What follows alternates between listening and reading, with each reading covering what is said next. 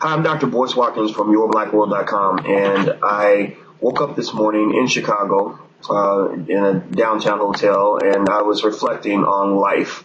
And during my reflection, I thought about BET. Now, BET, is the network that I have actually referred to as the new KKK, because they have done so much destruction to the black community, so much irreversible damage by promoting some of the very worst that black people have to offer. And anybody who's been in the hood, anybody who has been around around black youth and who see them dressing like rappers, talking like rappers, enjoying being ignorant, shooting each other, doing all these crazy things, having crazy amounts of, irresponsible sex, and everybody becoming an instant baby's mama. You will know that media has played a huge role in shaping the perceptions of our young black children. I don't know if this is ever going to be fixed. I don't know what the answer is, at least not right away. Well, today I saw an article in which there was someone had actually speculated on the possibility that BET may actually have some competition, and I think that that's a step in the right direction. And I wanted to really assess this issue with my homegirl and partner in crime, Miss Yvette Carnell. How are you doing today, Yvette? Good. How about you? I'm doing real good. As you can tell, I was doing very well until I started talking about BET. And just so you know, in case you want to know what that background noise is, it's because I'm on Madame Noir's website, and they got a whole bunch of extra noise on this site, and it drives me crazy. But I like actually, I know the owner of Mogul the Media. I think his name is Jamal or something like that. I feel bad for not even remembering his name exactly, but I really like this brother a lot. I think he's very smart, very ingenuitive. But we got to turn down some of the noise on that website, man. But anyway, so what is your take, on this idea of all these new networks? Diddy and Magic Johnson have been given opportunities to found new networks. Now, of course, these networks are going to have a white person behind the scenes calling the shots. Now, let's be clear, but that's kind of the state of Black America right now. We don't have no problem with having a white guy telling us what to do. We're kind of used to it, I guess. I don't know, but these networks are coming out. Tyler Perry's getting a network. And a lot of things are happening. What is it? What do you think about these developments? I mean, do you think that this is going to help us grow out of the BET or die phase of Black history? I think one can only hope. The thing about BET is that they had a monopoly for so many years. They had so many opportunities that you can't feel sorry for them. They had a carte blanche from the time they started to about when TV One came on board. So they had so many years to really just grab hold and really just kind of insert themselves into the black community in such a way that, we wouldn't go anywhere else. But they gave us piss poor programming the entire time. So I don't really have any sympathy for BET or what they're going to be up against. Now, I don't know what kind of programming Diddy's going to produce. I have my own, I have my own thoughts about that. But, when you put Magic on it, Magic's had some great business dealings from the past, few years or whatever. He's proven himself to be a good businessman. He could put some good programming out there, but I'm not, if BET tanks because of this, I wouldn't care. It wouldn't be a blip on my radar screen. Well, I agree with you. I can't have sympathy for BET. I remember Sheila Johnson, the co-founder of BET, the ex-wife of Bob Johnson. She even admitted that she thinks that some of the programming on BET contributed to the growth in African-American HIV infection rates. I think that children are so impressionable. They are so loving and trusting of the adults around them. The adults around them, starting with your mother, and then start also going with in conjunction with the media outlets and the images you see of yourself. That's what shapes your whole reality. That's what shapes your future. That's what tells you who you are, unfortunately. And sometimes even when the parent is giving you one message, and if the rest of the world is giving you a whole different message, then one message will, in many cases, overwhelm the other. And what you see so often now with so many of our kids is that they are really growing up thinking that they're meant to be thugs. They're growing up thinking that they're supposed to have tattoos from head to toe because that's what the rappers do. They speak a certain way because that's what the rappers do. They're not thinking about education because that's what the rappers do. They think they're supposed to pop bottles at the club for the rest of their life every other night because that's what the rappers do. And when you look at the core of how these images get created and distributed, BET was an important part of that core, and BET had a choice. BET could have had a more balanced approach, but they simply went after the money, which caused them a lot of problems.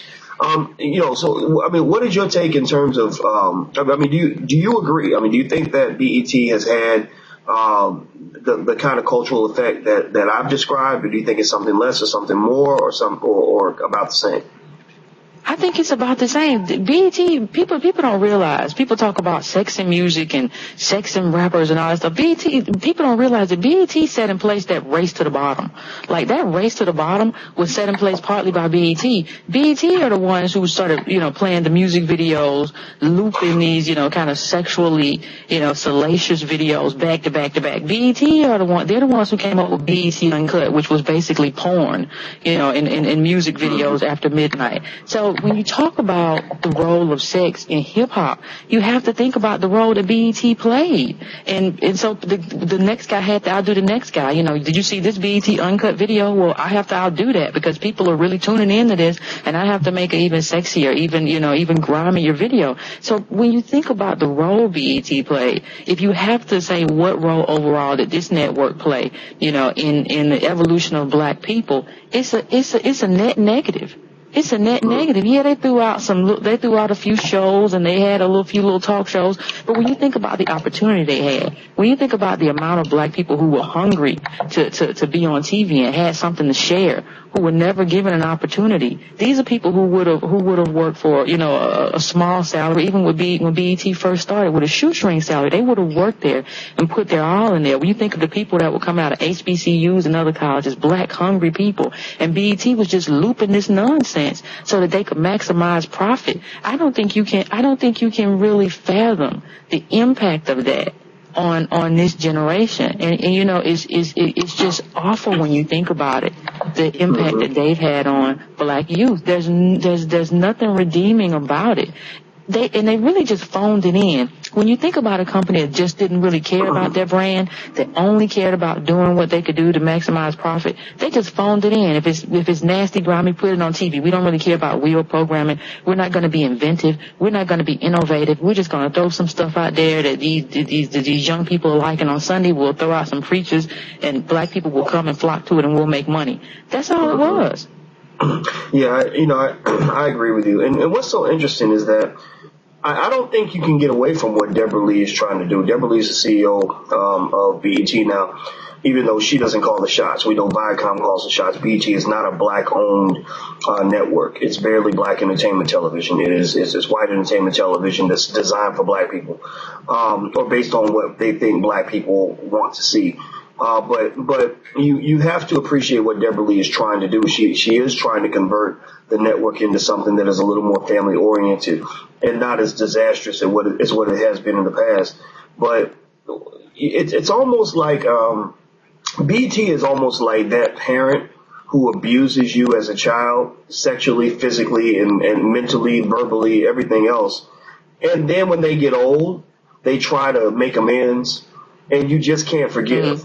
You just can't forgive, or like the ex-boyfriend or ex-girlfriend, who just cheated on you and gave you a venereal disease and tried to murder you in your sleep. And then years later, they come back and want to apologize and they want to be friends. They want to go eat lunch.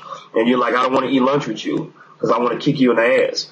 And so I feel that with BET, that's what we're kind of dealing with, because even to this day, I still see, I see young rappers. I see, wannabe rappers all the time. And one of the things that really hurts my heart the most is when I see a rapper who's got a good, positive, intelligent message and a good, positive style, it suddenly changed that style because they want to fit in. I want to talk about guns and drugs and hoes and bling and all the stuff that I think that a network like BET is going to want to hear, that I think that the industry is going to want to hear. And it just makes me sick, because what we don't understand is that when you look at the extreme marginalization of the black male in America, which is certainly due to a plethora of systemic factors, we have to also realize that the music industry has created a business model wrapped around handing African American males a very detailed instruction manual on how to destroy themselves. There's almost nothing, and here I'm connecting BET with hip hop, because last year I gave them a very hard time for the fact that they exalted Lil Wayne and his message, to a level that it might not have been had they not given him their endorsement. But the thing is, if you look at what every hip hop artist is sharing with young black men, none of the messages are positive. They're telling you want to stay high and drunk as much as possible, like songs like Let's Get Wasted, stuff like that, where you wake up in the morning drinking all day and then you do it again the next day. They tell you want to stay high and drunk as much as possible. You want to have sex with everything that moves.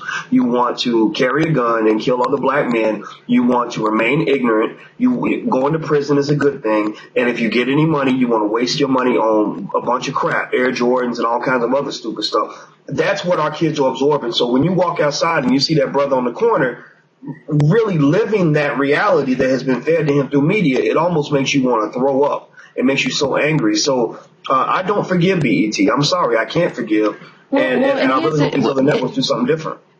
Oh, go ahead. But here's the interesting thing. Even when this started happening, when you started to see, hip hop start to become something different than what it was with MC Lyte and everybody else of that day. Here's the thing. BET could have been a counterforce and could have exalted hip hop artists that weren't doing that.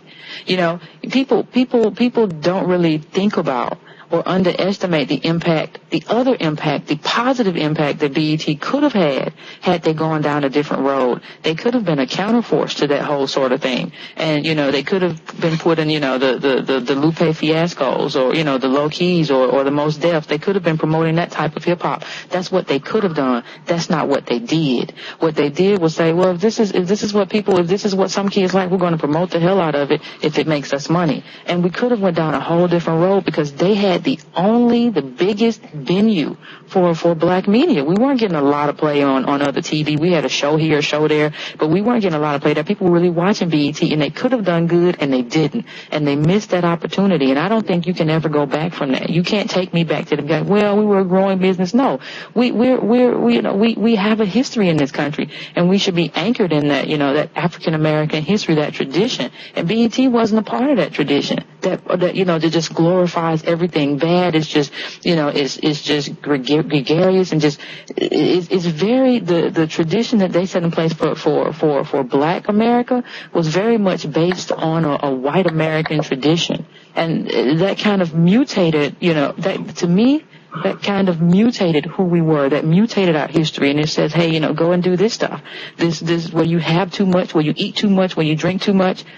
Go do that. And that's never been our thing. We've never been those people. Mm-hmm. I agree with you 100%. And so what I really say in terms of understanding the power of media for anybody watching is, imagine if you had a newborn baby and you told that baby from the time she was little that she's meant to be a prostitute, that you're smoking crack around her. You teach her how to smoke crack at the age of 3.